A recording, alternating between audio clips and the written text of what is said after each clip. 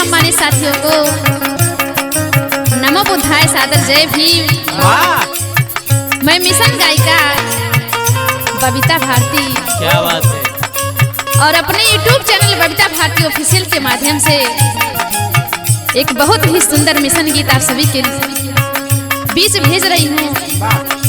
और हमें आशा ही नहीं बल्कि पूरा विश्वास है कि आप सभी को जरूर पसंद आएगा। क्या बात है। आइए कहना है,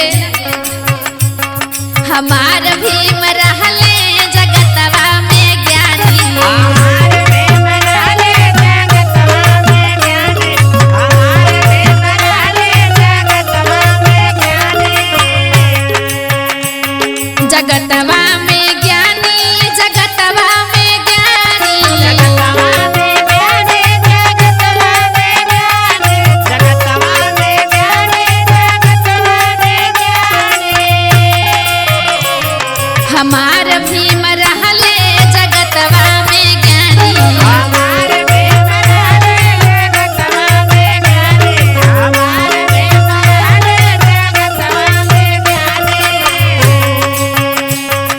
और ये शेर के माध्यम से कहना है कि उनके विषय में हम क्या कहें, उनके विषय में हम क्या कहें जिन्होंने हमारी जिंदगी बदल दिया। अरे झोपड़ी में रहने को नसीब ना थी, खुशियों का महल दे दिया। कि उनके विषय में हम क्या कहें जिन्होंने हमारी जिंदगी बदल दिया, और झोपड़ी में रहने को नसीब ना थी, खुशियों का महल दे दिया।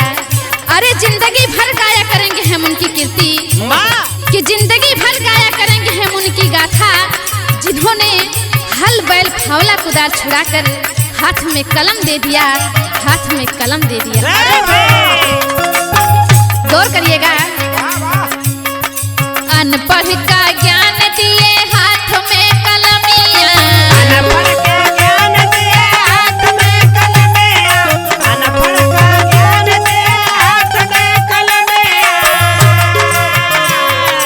हाथ में कलमिया हो, हाथ में कलमिया, हाथ में कलमिया, हाथ में कलमिया, हाथ में कलमिया, हाथ में कलमिया।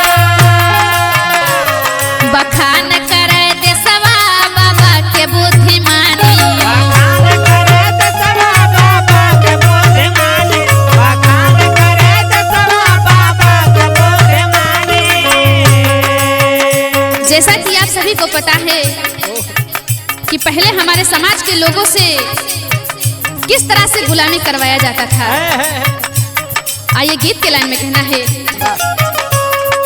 पहले करत रहे सब हारा वहिया, पहले करत रहे सब हार वहिया, पहले करत रहे सब हार वहिया, सब हारा वहिया हो, सब हारा वहिया, सब हार वहिया हो, सब हार वहिया, सब हार वहिया हो, सब हार वहिया। छोड़ाई गए बाबा कैलऊ गुलामी, छोड़ाए गए बाबा कैलो गुलामी, छोड़ाए गए बाबा कैलो गुलामी। और देखिए जब हमारे देश में छुआछूत चरम सीमा पर थी, तो बाबा साहब ने संविधान लिख करके इस छुआछूत की बीमारी को दूर हटाए।